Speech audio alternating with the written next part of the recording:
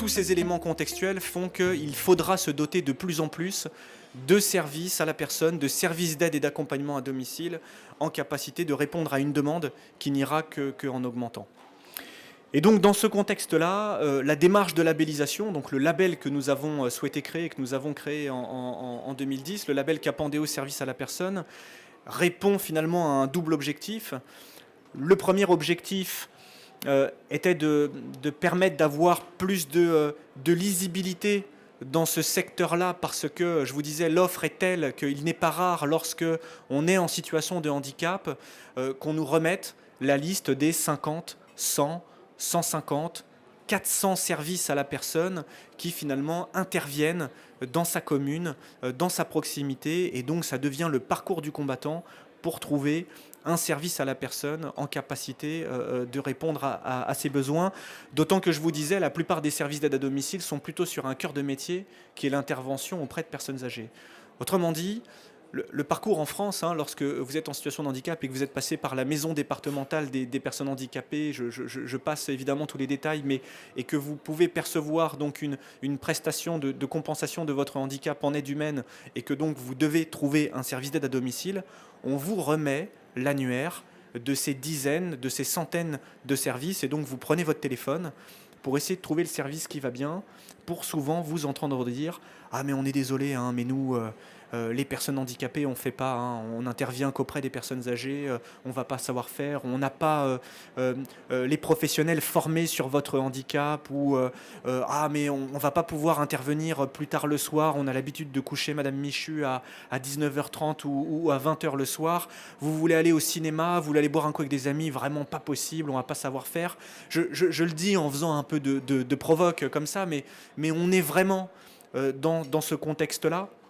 Et du coup, on adresse, on envoie des signaux un peu compliqués quand même à entendre lorsque précisément on parle d'inclusion, de vie ordinaire, et que je ne trouve pas le service qui va me permettre d'aller boire juste un coup avec des amis parce que je vais avoir besoin d'un coucher plus tardif le soir.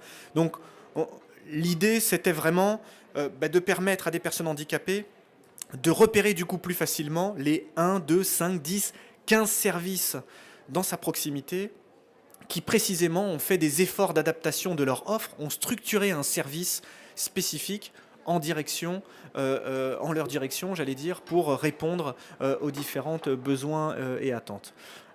Et puis le deuxième objectif, il est davantage tourné du côté des services d'aide à domicile, c'est-à-dire des opérateurs, pour justement leur permettre d'avoir plus de visibilité, parce que justement, ils ont fait cet effort d'adaptation et donc de faire de sorte qu'ils puissent être repérés comme des acteurs en capacité de répondre aux besoins et attentes. Donc voilà l'objectif affiché, l'ambition affichée dès le départ. Et donc là, on est en 2010 où on décide du coup de travailler à l'écriture d'un référentiel qualité, puisque finalement, développer un label s'appuie sur un référentiel qualité, un cahier des charges finalement, pour bien comprendre quelles seront les exigences, les engagements de service, les attentes du côté des services. Je veux bien que vous passiez à la slide suivante, s'il vous plaît. Merci. Et donc, on a décidé non pas d'écrire un référentiel tout seul dans notre coin, et j'allais dire où finalement les associations du handicap allaient expliquer au secteur du domicile comment faire leur métier et comment développer une offre, mais bien de mettre ce qu'on appelle les parties intéressées autour de la table. Et donc on a réuni des représentants de personnes handicapées, des personnes handicapées elles-mêmes, pour pouvoir participer à l'écriture de ce référentiel. Et c'est les deux premières lignes que vous voyez dans la slide. Je vous parlais tout à l'heure de l'Association des paralysés de France, la FISAF, l'UNAPI, toutes ces associations-là sont des unions, des fédérations représentant les personnes handicapées. Les deux lignes du milieu sont les fédérations du domicile. Il y a aussi des associations, des offreurs de services qui sont structurés avec des fédérations nationales qui existent depuis de nombreuses années pour certaines d'entre elles, et qui ont participé à l'écriture du référentiel. Et puis, on a aussi réuni les pouvoirs publics, les administrations centrales, les partenaires institutionnels, pour qu'ils puissent aussi participer à ces travaux. Et on leur a passé une consigne d'écriture qui était extrêmement simple. On leur a dit, mais surtout, on ne va pas écrire ce qui est déjà écrit dans la loi. On ne revient pas sur la partie législative et réglementaire. On ne revient pas non plus sur ce qui est écrit dans les certifications de services. Alors chez nous, c'est AFNOR, par exemple, hein, l'association française de normalisation, qui édicte des règles normatives, mais plutôt généralistes. Mais on est bien sur une focale d'écriture qui correspond aux besoins et attentes des personnes handicapées, et bien que sur cette couche handicap, si je peux me permettre, pour des services qui souhaiteront aller jusque-là. Donc ça, c'était en 2010 pour la première version du référentiel. Et puis, on a révisé ce référentiel l'année dernière, puisque vous le savez bien, hein, quand on écrit un cahier des charges, un référentiel dans une première version, il y a des points sur lesquels on est peut-être allé un peu fort et puis finalement il faut peut-être diminuer un peu les exigences. Et puis il y a des points au contraire où on n'est pas allé assez fort et pour lesquels il va falloir augmenter les exigences. Et donc on a fait ce travail-là l'année dernière.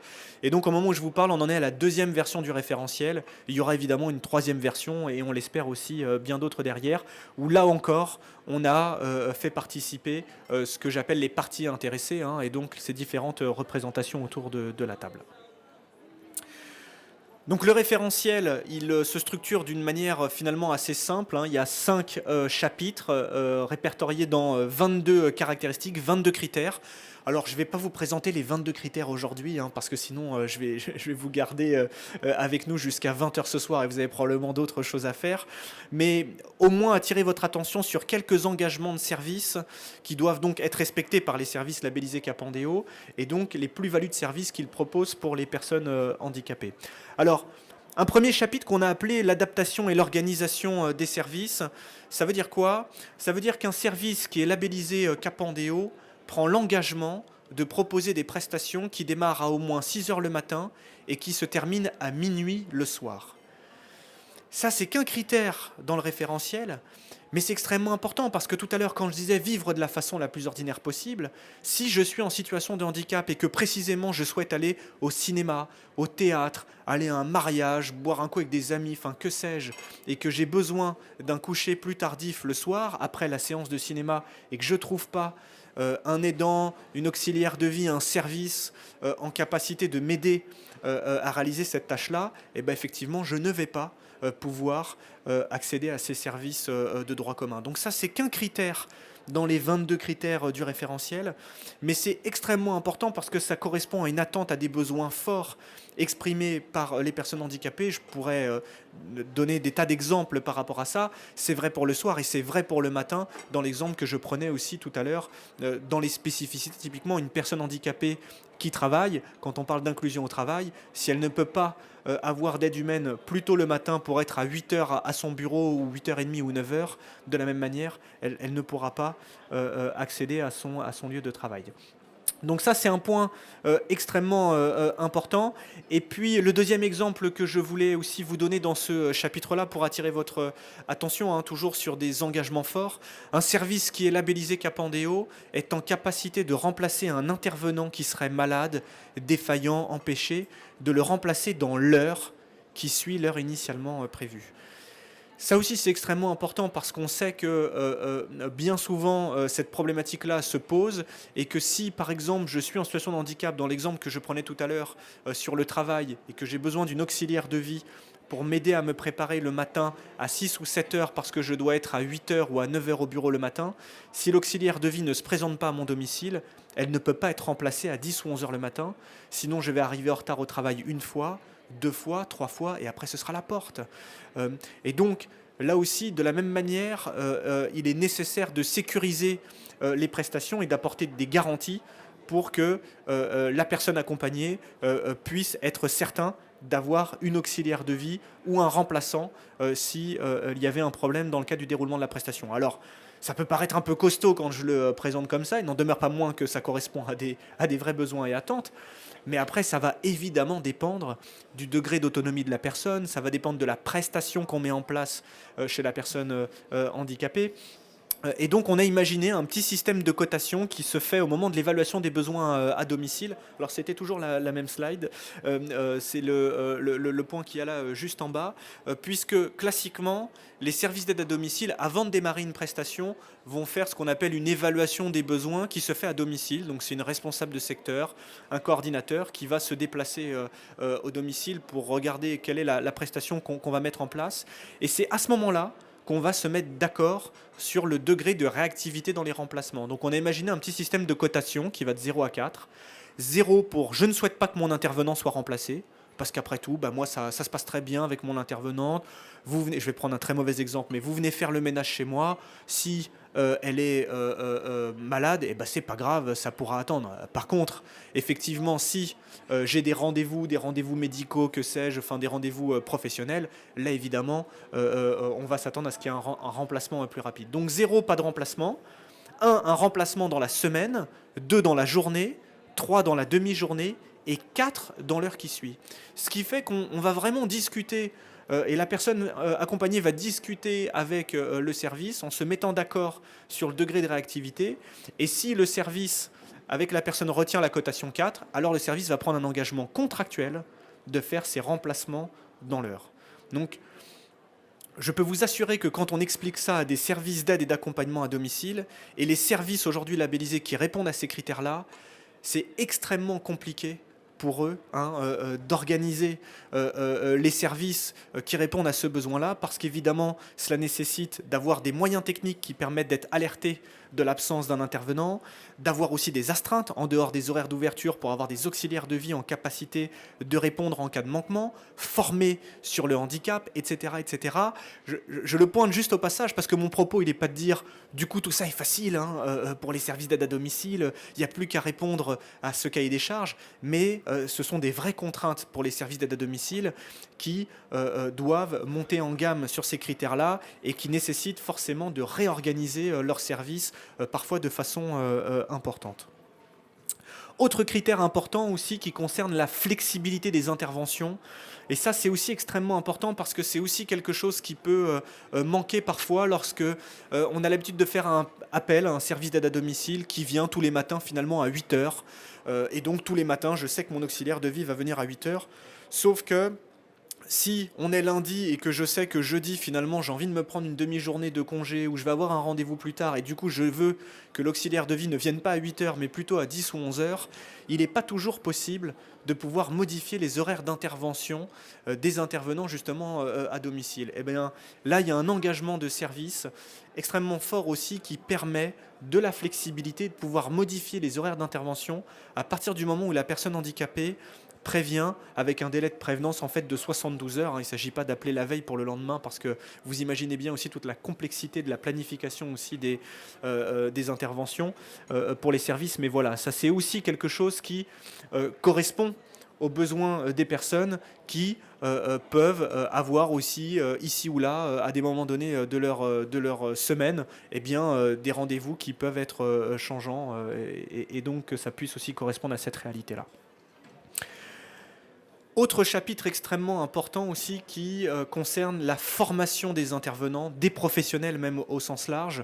Et c'est le plus gros en fait pavé dans le référentiel, dans le cahier des charges, parce qu'il n'était pas rare que des personnes handicapées nous remontaient l'information qui consistait à nous préciser que finalement chez eux il y avait des intervenants qui se succédaient et qu'ils ne connaissaient pas finalement le handicap de la personne, et c'était du coup la personne handicapée qui se retrouvait en position de formateur pour pouvoir finalement expliquer à l'intervenant ce qui convenait de faire, ne pas faire, parfois même de dire ou ne pas dire, et donc des enjeux très forts en termes de formation. Et donc on l'a réglé je dirais à peu près à toutes les strates de l'organigramme au niveau des services d'aide à domicile, puisque les services labellisés Capandéo, donc services à la personne, doivent former leur personnel qui assure l'accueil téléphonique et ou physique, parce que ça commence par là, y compris dans les modalités de communicationnelles, etc. Mais aussi évidemment les intervenants, ceux qui interviennent directement au domicile, et donc il y a différents niveaux d'engagement, que ce soit en termes de niveau de qualification et aussi de formation dans le cadre de la formation continue, c'est-à-dire de se former régulièrement sur les différentes spécificités de handicap, parce que évidemment c'est pas tout à fait la même chose d'intervenir auprès d'un enfant autiste que d'un adulte qui pourrait être en situation de handicap moteur, que sais-je, mais voilà, de bien prendre en compte aussi ces différentes spécificités là, et puis une formation aussi pour merci, c'est très sympa, j'appuie sur les petites flèches je suppose pour voilà, et donc d'avoir aussi des encadrants formés parce que c'est bien les encadrants qui vont manager, j'allais dire, les équipes d'intervenants et qu'ils connaissent bien justement aussi les différentes thématiques liées au handicap. On a rajouté aussi des moments de réunion de coordination. C'est vrai que les auxiliaires de vie, les intervenants n'ont pas forcément la possibilité de pouvoir échanger entre eux. Elles viennent dans le service souvent. Alors, pardonnez-moi, je ne sais pas bien comment s'organisent les services ici en Belgique, donc je décris vraiment une réalité française hein, dans la façon dont peuvent s'organiser les services. Mais finalement, venir chercher leur planning en début de semaine et pas toujours avoir des possibilités de rencontre avec des collègues. Finalement, elles vont de domicile en domicile. Et donc là aussi, de pouvoir créer des réunions d'échanges entre intervenants et y compris aussi de l'analyse des pratiques professionnelles, de la supervision avec des psychologues. On sait que beaucoup d'auxiliaires de vie peuvent parfois être confrontés à des situations aussi extrêmement difficiles, complexes, et qu'elles puissent avoir finalement un sas de décompression pour pouvoir justement parler de situations plus difficiles sans la hiérarchie. Donc tous ces éléments-là sont rendus obligatoires dans le référentiel de labellisation. Un troisième chapitre qui concerne ce qu'on a appelé le lien entre le secteur des services à la personne et le secteur du handicap.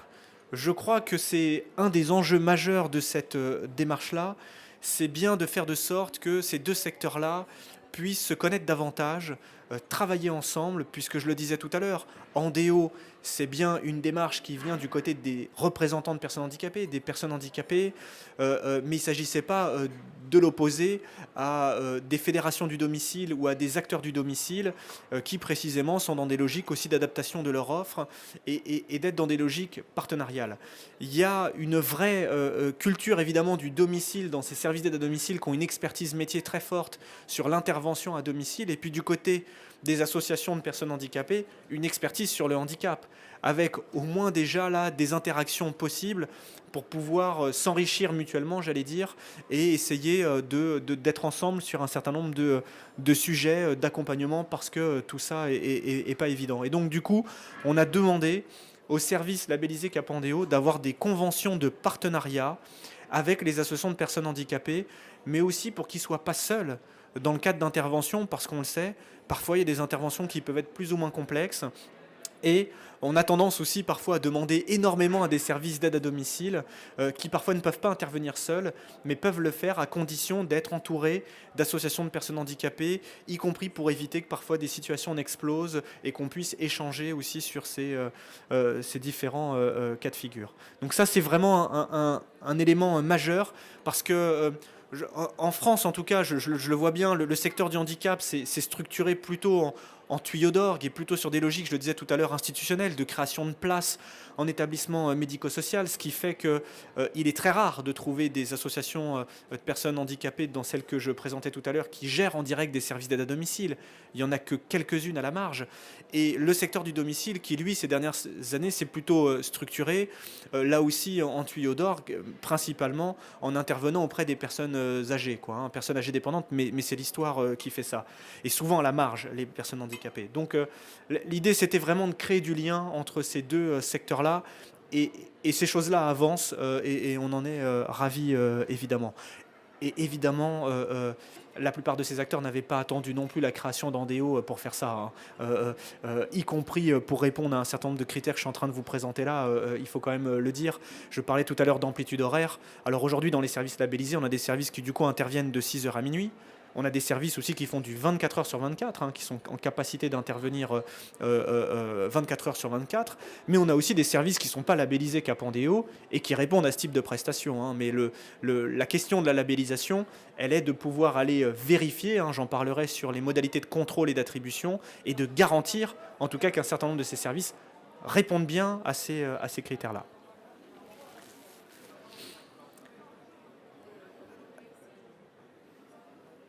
Un quatrième chapitre dans le référentiel qui concerne tout ce qu'on appelle l'évaluation de la satisfaction, l'amélioration des prestations. Alors en fait, une démarche de labellisation, c'est une démarche qualité, hein. On est dans une démarche d'amélioration continue de la qualité, donc on ne pouvait pas échapper évidemment à des critères qualité pure, j'allais dire. Ce qui fait que, évidemment, les services labellisés Capandeo vont avoir des procédures extrêmement contraignantes s'agissant du suivi des prestations. Et ça, c'est extrêmement important parce que je vous parlais d'évaluation des besoins à domicile au démarrage d'une prestation. Mais une fois qu'on a fait cette évaluation des besoins, qu'on a établi un projet d'intervention qui est signé par la personne handicapée et qu'on démarre les prestations, eh bien, il ne s'agit pas de ensuite dérouler les prestations comme ça et de jamais avoir des points d'étape pour faire le point sur ce qui va bien, ce qui va moins bien, etc. Et donc, un service qui est labellisé Capandeo fait un premier point dès la première semaine de mise en place de la prestation pour voir si ce qu'on avait dit qu'on ferait est bien une réalité qui se traduit quelques jours après le déploiement des prestations. Si c'est le cas, tout va bien. Si ce n'est pas le cas, ce n'est pas un drame, mais on va réajuster les choses. Et puis d'avoir après un contact trimestriel avec la personne, là aussi pour faire un point intermédiaire, en obligeant le service à se déplacer au domicile de la personne par un cadre intermédiaire pour aller vérifier là aussi si les choses se déroulent convenablement. Et puis, évidemment, tout ce qui va concerner le traitement des réclamations, avec un degré de réactivité aussi dans les réclamations. Une personne, un bénéficiaire d'un service qui ne serait pas satisfait d'une prestation, qu'elle puisse aussi procéder à des réclamations et qu'elle soit traitée dans des délais raisonnables, courts. La mesure de la satisfaction individuelle, autrement dit des enquêtes de satisfaction, c'est-à-dire que le service adresse, mais là assez classiquement, puisqu'en fait c'est réglementaire chez nous, une enquête de satisfaction annuelle, si ce n'est qu'on a complété ce dispositif-là par une mesure de la satisfaction collective qu'on a appelée des GLUPS. Alors, les services organisent donc des GLUPS. Les GLUPS, c'est des groupements locaux d'usagers et de personnes en situation de handicap. Ça veut dire quoi? Ça veut dire que le service va réunir au moins une fois par an, si ce n'est deux, ses bénéficiaires en situation de handicap et ou ses aidants et ou ses représentants légaux pour faire le point avec les responsables de la structure, précisément sur ce qui va bien, ce qui va moins bien dans le service, mais de le faire de façon collective, autour d'un moment convivial. On a des services qui font des GLUPS en organisant un barbecue, qu'organisent une sortie, que sais-je, etc. Et vont prendre un temps dédié précisément pour faire ce tour de table. C'est extrêmement important parce qu'il ressort bien d'autres choses qu'à travers une simple enquête de satisfaction. Il y a des tas de choses qu'on n'écrit pas dans une enquête de satisfaction quand on va être derrière sa feuille et qu'on nous demande si finalement les prestations répondent bien aux besoins, mais qu'on va plus facilement pouvoir dire à l'oral ou quand on est en collectif face au service. Et je dois vous dire que là aussi, c'est quelque chose d'assez compliqué pour les services à mettre en place parce que souvent se pose aussi la question du transport, de trouver une salle, enfin voilà, d'imaginer aussi quelque chose qui convient bien. Je ne vous parle pas des difficultés aussi évidemment économiques. Tout ça coûte de l'argent pour les services. Donc c'est vraiment pas une mince affaire pour les services. Parfois, ils ont un peu de mal à mettre en place ce dispositif-là, mais une fois qu'elles ont réussi, ça fonctionne bien, quoi. Ça fonctionne bien. Et j'ai beaucoup de responsables de service qui me disent que quand ils ont réussi à faire un GLUPS, bah finalement, pour eux, ça a été aussi un outil de développement parce que ça leur a permis de comprendre, mais finalement, là où on les attendait, là où on les attendait pas, quel type de prestations on pouvait proposer en plus, etc. Et donc, ça devient vraiment un moment d'échange extrêmement intéressant. Et d'ailleurs, les personnes handicapées viennent jamais à un GLUPS avec des pancartes en disant en faisant une manifestation, en disant qu'elles sont pas contentes des services. On est toujours vraiment dans la co-construction et l'amélioration de l'offre. Et puis le dernier chapitre du référentiel qu'on a appelé relation entre le prestataire et Andéo, c'est en fait l'obligation pour le prestataire d'avoir un contact au moins trimestriel avec Andéo lorsqu'il est labellisé. Ça aussi, c'est extrêmement important parce qu'il ne s'agissait pas pour nous de délivrer un simple label, enfin, avec un coup de tampon sur un beau certificat en disant voilà, ça y est, vous répondez à tous les critères, c'est très bien, on se reverra dans 3 ans, bon courage avec tout ça, parce qu'il y a un audit en fait tous les 3 ans, mais bien justement de s'inscrire dans le cadre de l'animation d'un réseau de services labellisés. Quand je vous parlais de rencontres entre ces deux secteurs-là tout à l'heure, et de faire de sorte aussi qu'on puisse cheminer ensemble, travailler ensemble sur des situations qui parfois peuvent être plus ou moins complexes.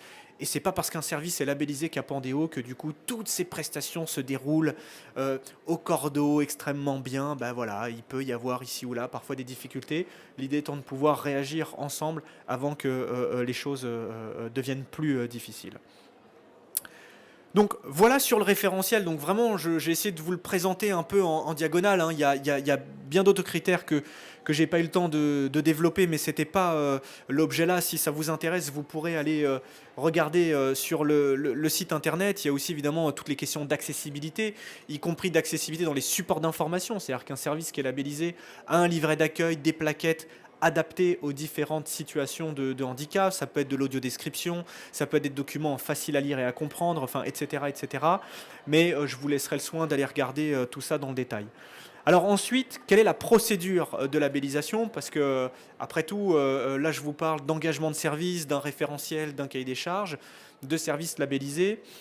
Mais derrière la notion de label, potentiellement, tout peut se cacher. C'est-à-dire qu'en fait, on mesure la fiabilité ou la solidité d'un dispositif à ses méthodes d'attribution et de contrôle, en tout cas s'agissant de la labellisation. Et donc, il s'agissait de délivrer des labels dans des conditions plutôt musclées, puisque de contrôle finalement, et pas sur la base de déclaration. Donc un service qui souhaite être labellisé va passer par toute une phase d'accompagnement où il va pouvoir s'auto-diagnostiquer, s'auto-évaluer, c'est-à-dire regarder tous les critères du référentiel en regardant et en disant bon bah tiens, ils me disent que je dois faire du 6h minuit, est-ce que je le fais? Oui, non, un peu, on me demande d'avoir des engagements de formation, ça aujourd'hui je le fais, ça je le fais moins, etc. Et donc on va aller regarder et faire un diagnostic en fait auprès du service pour voir où il en est par rapport au cahier des charges et de voir comment l'accompagner dans cette démarche-là. Cette démarche-là, elle peut durer plusieurs semaines, plusieurs mois. On accompagne même des services qui mettent un an et demi à se préparer. Une fois que le service est prêt, à ce moment-là, on va déclencher un audit sur site, un contrôle. C'est-à-dire qu'en fait, il y a un auditeur, on a des équipes d'auditeurs qui se déplacent dans le service et qui ensuite vont aller vérifier la mise en conformité avec l'ensemble des critères du référentiel. Autrement dit, on va aller regarder les attestations de formation des intervenants à domicile, on va aller regarder les plannings, on va aller regarder les contrats de travail, voir si le travail de nuit est prévu, etc., etc. Bref, on va aller tout vérifier, l'accessibilité des supports d'information, pour voir si tout ce que le service a dit qu'il mettait en place se traduit bien dans les faits, est une réalité effective, et donc on va contrôler tout ça. Et puis à l'issue de cet audit, il y a un rapport d'audit qui est établi. Le rapport est présenté dans deux instances, un comité national de suivi du label, et le comité national de suivi du label est une instance qui est composée de personnes en situation de handicap, d'associations représentant les personnes handicapées, des fédérations aussi du domicile, donc des services à la personne, les pouvoirs publics, enfin un peu tous ceux que je vous ai présentés tout à l'heure. Et tout ce petit monde-là va examiner les rapports d'audit et va les examiner de façon anonymisée.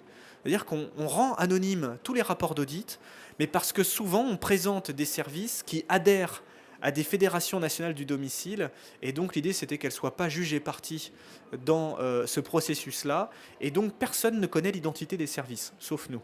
Parfois, on rigole un peu d'ailleurs, mais c'est très intéressant de voir que quelques fédérations aussi, parfois, trouvent inacceptables certains écarts, certains manquements de services quand elles appartiennent à leur réseau, mais sans le savoir. Je dis cette boutade-là, et je la raconte souvent, mais parce que c'est une manière de dire aussi que toutes ces fédérations-là jouent le jeu et se sont engagés en fait dans cette démarche-là, et ça prouve que le dispositif fonctionne, quoi. Et donc c'est vraiment très très bien parce que les dossiers sont instruits de façon très objective.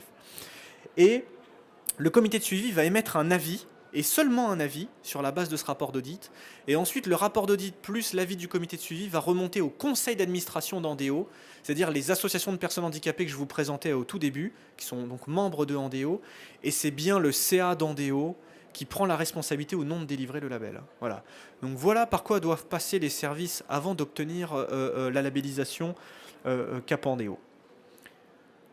Je vais très vite là-dessus, ça c'est pas très intéressant. Alors ensuite, une fois que le service est labellisé, il l'obtient pour 3 années, mais ça ne veut pas dire que pendant 3 ans, il ne va rien se passer.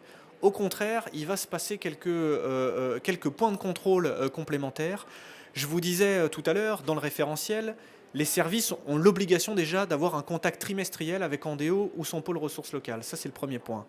Le deuxième, c'est qu'on a des services qui obtiennent le label et qui, pour autant, le jour de l'audit, avaient des écarts, alors qu'on appelle des écarts mineurs, c'est-à-dire des petits manquements, et pour autant ont quand même obtenu le label, mais sous réserve de lever ces petits écarts-là à des dates cibles qu'ils ont eux-mêmes proposées. Eh bien, on a des chargés de mission chez Andéo qui vont aller vérifier, contrôler quelques semaines, quelques mois après l'obtention du label pour vérifier si ces services ont répondu à leurs engagements et si ce n'est pas le cas, on retire le label. Donc ça, c'est les premiers points de contrôle. Autre point de contrôle, on a confié à un organisme tiers qui s'appelle IDAP. On leur a confié ce qu'on a appelé la surveillance du label. Alors, ce n'est pas réalisé par un homme avec un chapeau et des lunettes noires, hein, mais c'était une manière de, là aussi, vous dire que ces contrôles sont faits à visage masqué. En fait, c'est le principe du client mystère. En fait, on passe des appels mystères, des appels anonymes auprès des services labellisés Capandéo. Et sont en fait des chargés de mission d'IDAP qui appellent donc les services, se faisant passer pour une personne handicapée ou un proche, un parent, en disant ben voilà, bonjour, je vous ai trouvé dans un annuaire, j'aurais besoin de faire appel à vos services, j'ai pour habitude d'aller tous les mardis soirs au cinéma parce que c'est mon truc, et donc j'aurais besoin de vous pour m'aider à me coucher plus tardivement à 23h ou 23h30 après la séance de cinéma. Est-ce que c'est possible ? Si le service répond ah ben non, on est désolé, on ne fait pas ce genre de prestation, à ce moment-là, on retire le label. Et si le service dit bah oui, oui, pas de problème, etc., alors à ce moment-là, on continue. Donc ça, c'est un point extrêmement important. Et puis, autre point de contrôle réalisé par l'IDAP, c'est des entretiens téléphoniques avec les responsables des services pour aller faire le point sur le plan de formation, de voir un peu comment se passe l'organisation du service. Donc on redemande quelques éléments documentaires pour voir un peu comment où se situe là le service au regard des exigences du référentiel. Et puis dernier point de contrôle, c'est la possibilité pour les clients, les bénéficiaires en situation de handicap, de faire des signalements à Andéo directement. Autrement dit, le service labellisé Capandéo a l'obligation de mettre les coordonnées d'Andéo sur ses supports d'information, sur sa vitrine, sur ses plaquettes, pour qu'une personne handicapée, si elle juge qu'elle n'a pas accès aux prestations auxquelles elle devrait avoir le droit dans le cadre du label Capandéo, puisse nous le faire savoir. Et donc nous, on instruit ces signalements-là, on reprend à tâche avec la personne handicapée pour voir ce qui s'est passé, on contacte le service d'aide à domicile également pour voir ce qui s'est passé, on essaie de trouver une solution. Si ce n'est pas le cas, ça peut aller là aussi jusqu'à un retrait du label, et puis sinon, là aussi, on peut continuer. Et on reçoit des signalements, et ça nous est arrivé aussi de retirer des labels. Et c'est normal qu'on retire des labels, puisque, vous l'avez compris, on n'est pas là pour faire joli dans le panorama, et on n'est pas là pour déployer des labels à outrance et d'avoir une foultitude de services labellisés. C'est bien trop important, il en va de la crédibilité du dispositif. Et donc, si un service ne répond pas aux critères, on n'hésite pas beaucoup pour retirer un label. Je pense que retirer un label, c'est aussi respecter le travail qui est fait par les autres et qui, eux, répondent aux différents critères du label. Ça ne va pas énormément vous intéresser, mais juste vous préciser, je le disais tout à l'heure rapidement, en France, on a 3 grands organismes de certification de services qui certifient les services à la personne, dont 2 bureaux au niveau international, Bureau Veritas, SGS, donc qui doivent intervenir, je suppose, aussi en Belgique, et donc AFNOR qui intervient en France sur des certifications de services. On s'est organisé aussi avec eux pour faire des audits combiner des audits couplés, puisqu'on a affaire parfois à des services qui sont dans des démarches qualité plurielle, c'est-à-dire qu'ils se font certifier sur leur process, sur l'organisation de leurs services en général, souhaitent être aussi labellisés Capandéo sur la spécificité liée au handicap, et donc on arrive à organiser des audits ensemble. Alors là, une belle carte des régions, je vais avoir l'impression de faire la météo, mais donc c'est en fait une manière de vous montrer les sollicitations. Alors, elle remonte un peu cette carte. Aujourd'hui, on a à peu près 900 candidatures dans les tuyaux. Ça veut dire qu'on a énormément de demandes de services qui souhaitent obtenir ce label. Mais je vous disais tout à l'heure, appel d'air extrêmement important. Aujourd'hui, en France, il y a entre 8 000 et 10 000 structures à peu près qui, administrativement, entre guillemets, ont le droit d'intervenir auprès des publics dits fragiles, c'est-à-dire des personnes âgées dépendantes, personnes handicapées. Donc c'est vous dire le nombre de services. On a dans ces services-là à peu près 900 services qui souhaitent rentrer dans une démarche de labellisation, et on en a labellisé quasiment 300 sur environ 70 départements en France, sur la centaine de départements. Donc là, c'est la carte des sollicitations, et la carte que vous avez juste ici, là derrière, c'est la carte qui permet de voir où se trouvent les services labellisés Capandéo. Le point le plus important, je dirais, là-dedans, c'est les départements en blanc. Les départements en blanc sont des départements où, pour le moment, nous n'avons pas de services labellisés, donc pas de réponses labellisées Capandéo qui permettent de répondre aux différents critères que je présentais tout à l'heure. Et donc, nous, l'enjeu est vraiment là aujourd'hui, c'est-à-dire qu'on souhaite être dans une logique de couverture de territoire et donc de bien pouvoir apporter des réponses labellisées, entre guillemets, dans les différents départements de France.